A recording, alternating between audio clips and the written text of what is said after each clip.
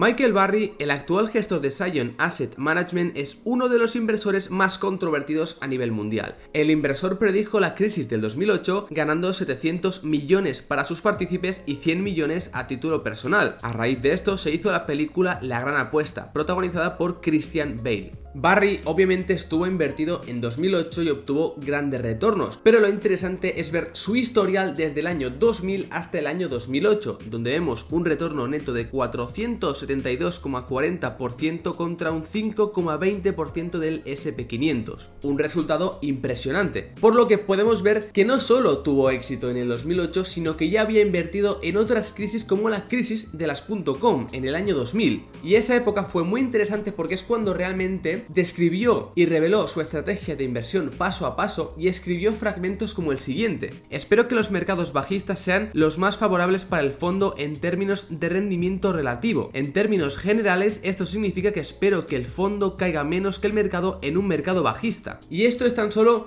un pequeño fragmento de lo que vamos a ver a lo largo de este vídeo. He podido tener acceso a las cartas de Michael Burry y me ha parecido muy interesante realizaros un resumen para que veáis cómo invierte Michael Burry y cuál es su estrategia de inversión, especialmente durante una crisis como podría ser la actual, ya que en esta tabla podemos ver cómo ya en 2001 obtuvo un retorno neto del 44,60% contra un menos 11,88% del SP500. Y como digo, este vídeo aún gana más importancia actualmente, cuando vivimos en un mercado bajista, en una recesión técnica y en un escenario bastante pesimista. Ver cómo estos super inversores han navegado por varias crisis con éxito nos puede ayudar a mejorar nuestra capacidad para gestionar el capital. Además de desarrollar y analizar cuál es la estrategia de Michael Burry a la hora de invertir, también veremos en este vídeo hacia el final cuánto espera el inversor que caiga exactamente, específicamente el mercado a lo largo de los siguientes meses, y también veremos su portafolio, su cartera de inversión actual, ya que sí es cierto que en el último trimestre vendió casi todas sus posiciones americanas, pero recientemente Michael Burry ha vuelto a comprar y en el vídeo veremos sus principales posiciones y sus pesos.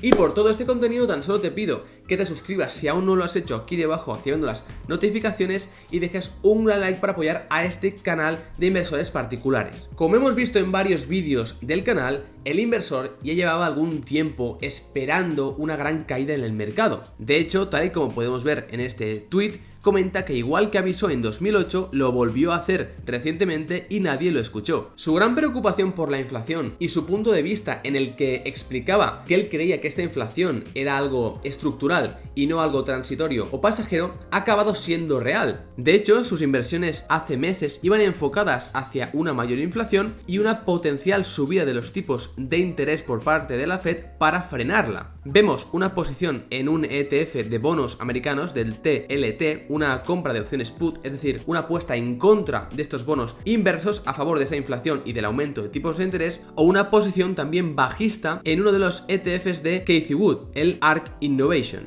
Ambas operaciones han ido muy bien los últimos meses. Y aquí os dejo un tweet que también publicó el inversor en el que decía que al menos lo había intentado, al menos había intentado avisar de que esa burbuja iba a acabar estallando. ¿Por qué revisar las cartas de los años 2000 de Michael Burry? Porque por un lado podemos ver cómo un super inversor de este calibre invierte en este tipo de crisis teniendo resultados exitosos por encima de los índices de referencia, batiendo al mercado. Y por otro lado porque la crisis de la época de los años 2000 parte de una base muy parecida a la actual, parte de una sobrevaloración de muchas acciones, de muchas empresas del segmento o del perfil de crecimiento y sin beneficios, que acabaron estallando y teniendo grandes caídas, como estamos viviendo en la actualidad. Y posteriormente también veremos y analizaremos por qué están cayendo tanto estas acciones sin beneficios y de crecimiento. Empezando con las cartas, tenemos este fragmento que me ha parecido muy interesante. En él, Burry nos comenta que, en su opinión, el SP500 es la mejor alternativa a su fondo. Siempre lo ha usado como referencia para comparar su retorno contra el mercado, debido a que el índice ha conseguido superar a la gran mayoría de gestores y de otros índices a lo largo de los años. Esta última parte también es interesante porque si nos fijamos en el siguiente gráfico podemos ver que a un año vista es el 44,57% de los fondos los que superan al SP500, pero si nos fijamos a 10 años vista es tan solo del 9,97%. Y aquí vemos por lo tanto que a largo plazo son pocos realmente los gestores que acaban batiendo al índice de referencia. competencia. Por ello cada vez hay más auge en la inversión pasiva, en la indexación, ya que tiene comisiones más bajas y si realmente no hay un lado activo, unos gestores activos que consigan batir a los índices de manera consistente, pues ha habido un gran flujo de capital que ha pasado de lado, se ha pasado del lado activo al lado pasivo. No obstante, también debemos tener en cuenta que a corto plazo puede pasar cualquier cosa. Un gestor puede batir por muchísimo al mercado o caer muchísimo respecto al mercado. Por ello, también es importante analizar un fondo o un gestor a lo largo de los años, que tenga un track record real auditado a lo largo del tiempo. Por ello, Michael Burry dice lo siguiente: recomiendo que los miembros de este vehículo me juzguen por mi historial durante un periodo de 5 o más años. Algo también muy importante, sobre todo también cuando analizamos compañías, es que el equipo gestor tenga parte de su patrimonio ligado al comportamiento de las acciones de su empresa. Me explico, queremos que un CEO no tenga un salario muy elevado y una pequeña participación de las acciones de la compañía, porque entonces le dará igual cómo se comporte esa empresa en bolsa, ya que él seguirá cobrando un salario elevado. En cambio, si tenemos un equipo gestor con un 20% de la compañía, un 30% de la compañía, sabemos que tienen ligado su patrimonio al comportamiento de esas acciones y que por lo tanto les interesa que las acciones vayan bien, que aumenten, porque así su patrimonio a consecuencia también aumentará y no dependen tanto de esos salarios. Y así por lo tanto tenemos una alineación de intereses entre el equipo gestor y los propios accionistas. Y esto también es importante analizarlo en los gestores. Queremos que si un gestor tiene un fondo, tenga gran parte o una parte de su patrimonio dentro de ese fondo, es decir, lo que llamamos skin in the game. Y Michael Burry obviamente es un gestor que siempre ha tenido ese skin in the game. Aquí vemos cómo tenía 1 millón invertido en el fondo, lo cual representaba la gran mayoría de su patrimonio. Y en esta imagen también podemos ver cómo las compañías familiares, que son las que acostumbran a tener más porcentaje de acciones de sus respectivas empresas, funcionan mejor a largo plazo en la bolsa. Por otro lado, Michael Burry nos dice: no es un fondo de small caps, pero el fondo está sesgado hacia una menor capitalización. En este caso, en esos años, Michael Burry se estaba fijando más en small caps o en empresas pequeñas porque estaban más baratas, pero él nunca se ha cerrado a invertir en empresas pequeñas, medianas o grandes. Pero también es verdad y es lógico que las empresas pequeñas tengan un mayor potencial crecimiento. Al final son empresas mucho más pequeñas que pueden crecer a ritmos normalmente más elevados, pueden expandir márgenes, pueden expandir múltiplos y por lo tanto es a partir normalmente de small caps cuando se crean multibaggers o empresas que se pueden multiplicar por varias veces en bolsa. Sí que es cierto que podemos encontrar empresas como Google o Apple que son de mucha calidad y si las compramos a precios atractivos nos pueden dar un buen retorno, pero obviamente una compañía con 1 trillón de capitalización es difícil que se multiplique por 10. En cambio, una compañía, una small cap de 100 millones es bastante más sencillo que se pueda multiplicar por varias veces y aún seguir siendo pequeña. Por ello también os dejo este gráfico donde podéis ver las small caps, en este caso nórdicas, donde yo personalmente tengo bastantes posiciones en cartera y veis cómo las small caps baten por mucho a las empresas del MSCI nórdico. Después, el inversor en sus cartas también nos habla de la volatilidad y comenta que no concibe la volatilidad como variable para medir el riesgo. El fondo no intenta minimizar la volatilidad. Esto es algo que a veces hemos comentado en el canal y es que la volatilidad no equivale a riesgo. El precio de una acción a corto plazo puede hacer cualquier cosa, puede ser muy impredecible, subir mucho,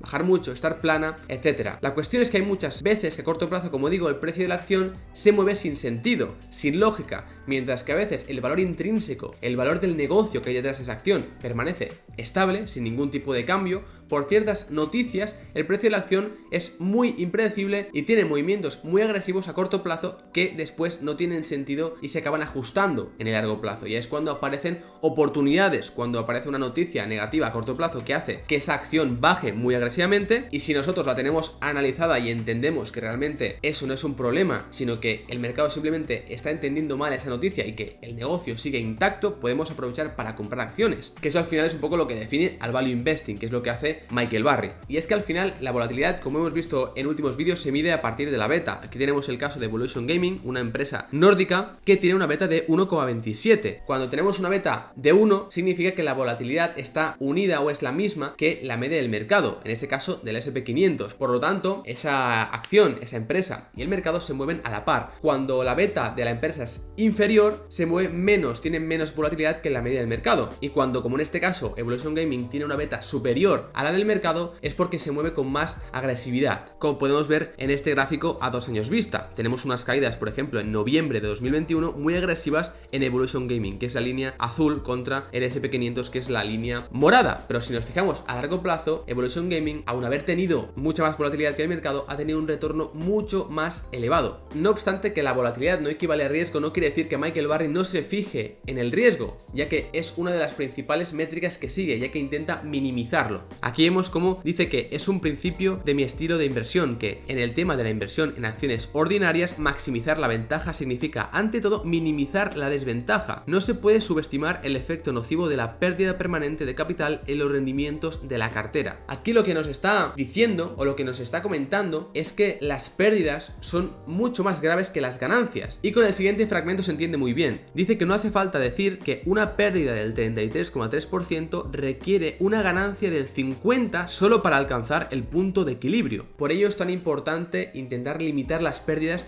de nuestras inversiones al máximo, porque no es lo mismo ganar $1 en nuestra inversión que perder $1. Y esto lo podemos ver en la actualidad. En el mercado ha habido una caída ahora del -16, pero llegó a ser del -20 en algunos momentos, como en este gráfico. Es una caída específicamente del 19%, pero vemos que a un año vista se requiere de un 25,7% para volver a esos máximos históricos, a la misma rentabilidad que teníamos en los máximos. Por lo tanto, es importante minimizar el riesgo. En cuanto a la definición de la estrategia de inversión de Michael Burry, tenemos el siguiente fragmento, en el que comenta el término ICK.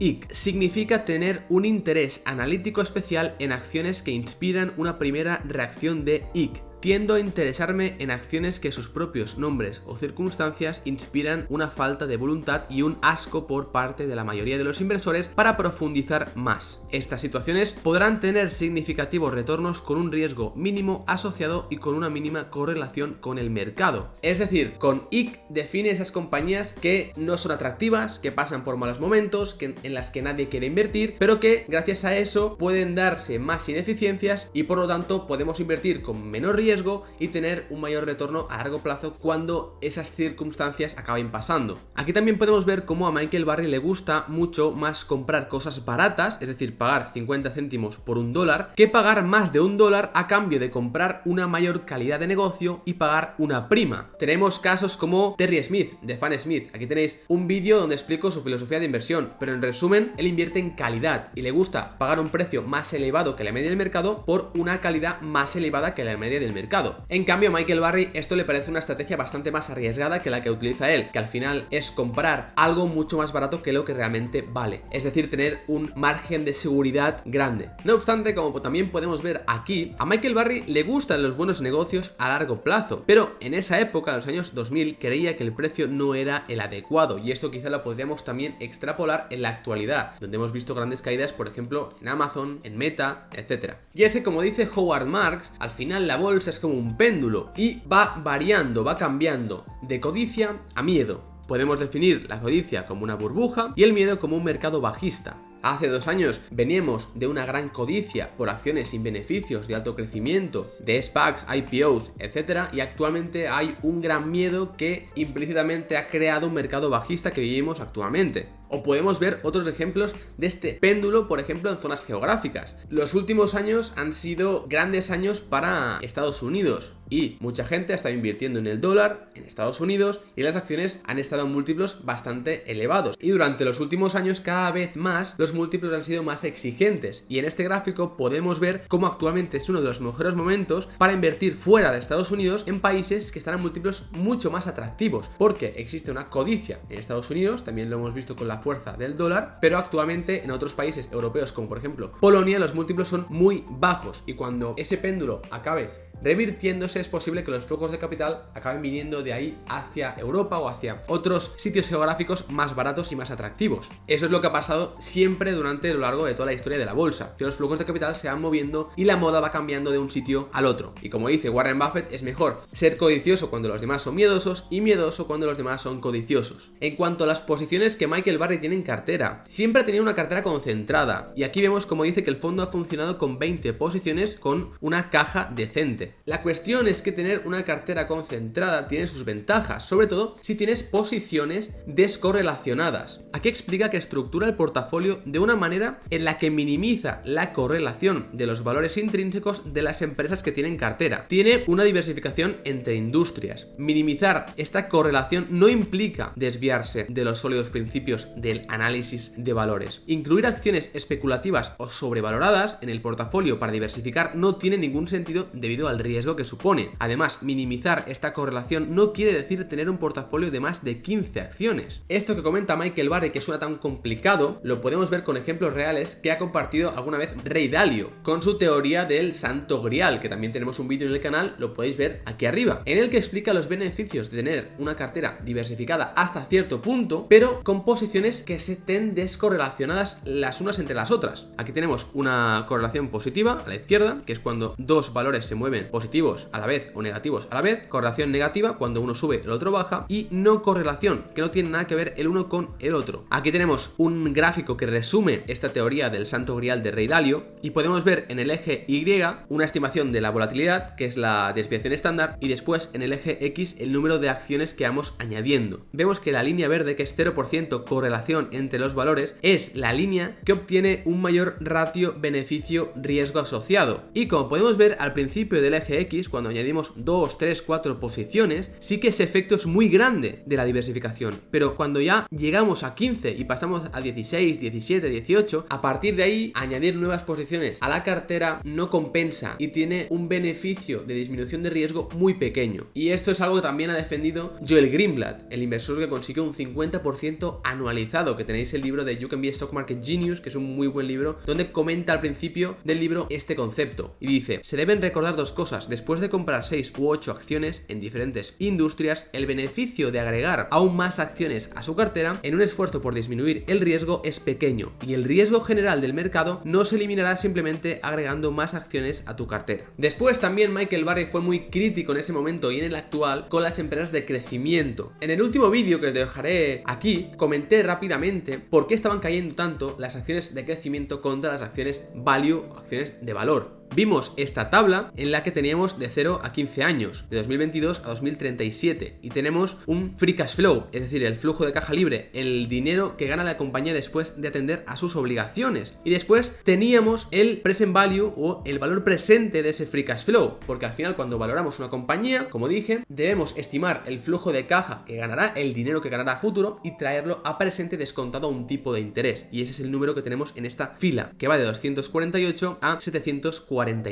Y veíamos que el mayor peso en esta valoración recaía del año 10 al año 15, casi el 50%, ya que las acciones de crecimiento, o por ejemplo sin beneficios, no generan beneficios a nivel presente, y los accionistas deben esperar muchos años a recibir esa recompensa como accionistas en un futuro lejano, porque sus flujos de caja se van a ver compensados en un futuro lejano. Y ahora, ante subidas de tipo de interés, tenemos el flujo de caja como numerador y el tipo de interés como denominador. Si aumentas el denominador, baja ese ratio, y por lo tanto el valor presente de esa inversión se reduce. Pero afecta más a esas empresas de crecimiento por tener esos flujos esperados a muy futuro que a empresas value que ya tienen beneficios estables hoy en día, aún tener menos crecimiento. Y esto se verá más claro con el siguiente ejemplo, donde tenemos a la izquierda una empresa simulada growth, de crecimiento, y a la derecha una empresa value. Tenemos un tipo de interés ficticio del 10% en ambas, y tenemos el VAN o el valor presente de ambas compañías, que vemos que es muy parecido. En el growth es de 212.000 y en el value de 207.000. Vemos como la empresa growth del año 1 al año 4 no tiene beneficios, a partir de ahí empieza a generar un free cash flow de 50.000, 200.000, etc. Es decir, tiene el mayor peso en los flujos futuros. En cambio, la empresa value sí que al principio y de manera estable tiene un beneficio, un free cash flow de 50.000, por lo tanto tiene un peso mucho más estable. Ahora, ¿qué ocurre si bajamos los tipos de interés de un 10 a un 2%, a casi mínimos? Vemos como la empresa growth es más afectada y tiene mayor beneficio, por lo que hemos comentado, por esa bajada de los tipos de interés que aumentan el valor presente de la inversión, que es algo que es realmente lo que hemos vivido la última década con tipos de interés en mínimos. Se han visto favorecidas las empresas de crecimiento, porque al final tienen sus beneficios a futuro. ¿Y de qué dependen esos beneficios? servicios, de que haya consumo de sus servicios y de que tengan crecimiento. ¿Y esto cómo se financia? ¿Cómo financias ese crecimiento? Pues a partir de un tipo de interés. Si ese tipo de interés es más bajo, es mejor para tu compañía. Por lo tanto, afloras mucho más valor y vemos como la compañía Growth pasa de esos 212 a 457.000 y la empresa Value de 207 a 349. La subida a nivel porcentual de las Growth es mucho mayor. Pero vamos a ver el caso como el actual, que empiezan a subir los tipos de interés. El efecto es el contrario. Vamos a pasarla a un 15%, casos drásticos, y vemos como ahora el BAN o el valor actual de la empresa Growth es de 123.000, mientras que la Value es de 150.000.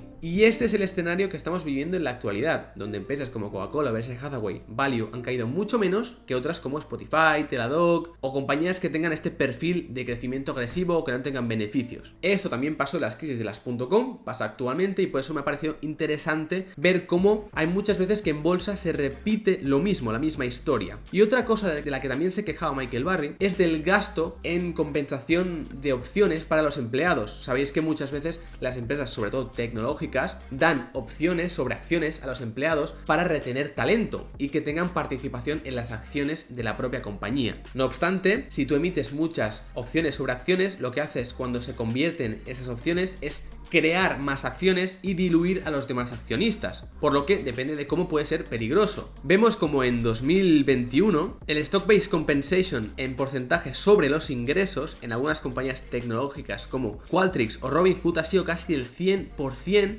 lo cual es muy agresivo. Y esto se podía mantener cuando las acciones están muy caras, porque al final tú como empresa, tu acción es como tu divisa. Imaginemos que la acción es tu dólar. Si tú tienes un dólar fuerte, una acción fuerte, cara, puedes comprar más cosas con menos dólares, con menos acciones. Por lo tanto, puedes pagar a más empleados, más cantidad de dinero, sin necesidad de emitir muchas acciones. Pero ahora que estas acciones han caído tanto en bolsa, las empresas, para mantener el mismo nivel de opciones sobre acciones, necesitan emitir muchas más acciones, porque ahora ya no tienen un dólar fuerte, una acción fuerte, sino que su divisa es mucho más débil. Y ahí es cuando empieza a destruir valor para los demás accionistas y a diluir mucho. Esto también pasa con las recompras. Cuando veis que empresas recompran sus propias acciones como inversión, lo que quieren es recomprar acciones cuando las acciones están baratas, por debajo de su valor real, su valor intrínseco, porque es una inversión que va a tener un rendimiento, un retorno. En cambio, las empresas que destruyen valor son aquellas que recompran sus acciones cuando están caras. Por lo tanto, es un poco lo contrario que las stock options. Así que si pasamos a hablar de las caídas de mercado, Michael Burry dice lo siguiente en este fragmento: todas las acciones, incluidas las acciones tecnológicas, deben encontrar un piso en términos de valor fundamental y rendimiento esperado para el accionista antes de encontrar un piso que defina una era en el precio. En la mayoría de los casos, el piso será mucho más bajo de lo que podría indicar la opinión popular. Por lo tanto, como en el año 2000, actualmente Michael Burry sigue muy bajista, y él comenta en algunos tweets que espera una bajada que conlleve a nuevos mínimos más bajos que los marcados en 2020, porque dice que históricamente esto ha sucedido. Y esto lo podemos ver en el siguiente tweet, donde dice que el S&P 500 tuvo un mínimo un 13% inferior en 2009 respecto a 2002, un 17% inferior en 2002 respecto al 98, un 10% en el 75 respecto al 70, etc. Y ahora espera un 15% inferior al mínimo del COVID de 2020. Eso pone al S&P 500 en 1862 puntos, teniendo en cuenta lo que él llama un PER histórico de 9 veces nominal. Por lo tanto, recordemos que al final tenemos una valoración PER de 9 y después tenemos los beneficios empresariales que se basan ahora en las estimaciones. Las estimaciones de JP Morgan han bajado respecto al último trimestre y es un poco lo que esperaba Michael Burry. Michael Burry esperaba unos beneficios en línea con el año pasado, en torno a $200 por acción, y actualmente, como vemos, están en esos $200 según el consenso de analistas. Por lo tanto, si multiplicamos esos 200 por 9 veces de PER, nos sale 1800 puntos, que es en torno a lo que marca Michael Burry, lo cual sería una caída adicional desde el momento actual del 54%. Obviamente es tan solo una opinión de este inversor y nadie sabe lo que pasará, nadie tiene una bola de cristal, pero me ha parecido interesante ver estas cartas, ver cómo él analizaba en el año 2000, ya que es muy parecido a lo que está pasando actualmente y podemos ver, pues por lo menos, qué es lo que está haciendo, cómo invierte, cuál es su estrategia y quizá aplicar algunos conceptos a nuestro día a día como inversores particulares. Por último, tenemos su portfolio actual. Podemos ver cómo básicamente ha vendido todas sus posiciones americanas. ¿Por qué digo esto? Sí que es cierto que mantiene una posición que vemos que es Geo Group, que es un REIT de prisiones, pero ha vendido todo lo demás. Pero en mi opinión es muy probable que esté viendo que América, como hemos visto, está a múltiplos mucho más más elevados que el resto del mundo. Y en estos archivos 13F que vemos normalmente en el canal, tenemos las posiciones americanas, pero no las posiciones mundiales. Y aunque no son reveladas, es muy probable, quizás, que Michael Burry haya estado invirtiendo en otras zonas geográficas, ya que lo ha hecho muchas veces en el pasado y de hecho su portafolio completo tiene otras inversiones fuera de Estados Unidos. Recientemente ha salido la última actualización y podemos ver que sí que es verdad que el inversor ha vuelto a comprar algunas acciones. Esto podría indicarnos que ya empieza a haber un mercado más barato. En concreto aquí las podéis ver. Podemos ver como principalmente la única posición que tenía, que era Geo Group, ha sido aumentada, que es una empresa principalmente de cárceles privadas y centros que representa el 38% de su portafolio y la ha aumentado en un 300% respecto al trimestre anterior. Después también tenemos Curate Retail, que se dedica al vídeo y al comercio online. Tiene varias líneas distintas y sí que es verdad que es una empresa bastante endeudada. Después tenemos Core Civic, que es una empresa bastante similar a Geo Group, es un poco distinta, quizá es una empresa más estable que Geo, pero tiene menos potencial. Siguiendo tenemos Aerojet Rocketdyne Holdings, una empresa que fabrica motores para cohetes, entre otras cosas, que ha tenido muy buen comportamiento histórico. De hecho, Lockheed Martin intentó comprarla por $56 la acción, pero el regulador lo bloqueó, por lo que está abierta a ser adquirida a una OPA. Y dentro del accionariado hay activistas. En penúltimo lugar tenemos Charter Communications, que es una empresa de internet y telecomunicaciones que está ganando cuota de mercado y de hecho la inflación le está beneficiando en su intento por ganar escala. Tiene un gran equipo gestor con una gran asignación de capital y ha sido una compounder que de momento está en múltiplos que parecen decentes. Y por último tenemos Liberty Latin America, un operador de cable y telefonía móvil en Sudamérica. Se trata de un turnaround o de una reestructuración y también están recomprando acciones, por lo que hay catalizadores a la vista y esas son situaciones que le gustan mucho a Michael Burry. Espero que te haya gustado este vídeo, que te haya servido para reflexionar y para entender que hay veces que las historias en bolsa se repiten una y otra vez y a veces nos podemos incluso aprovechar o entender qué es lo que puede estar pasando. Recuerda que te puedes suscribir aquí debajo activando las notificaciones y dar un like para apoyar a esta comunidad de inversores particulares. Te dejo este vídeo a continuación que te puede interesar y recuerda siempre invertir con cabeza.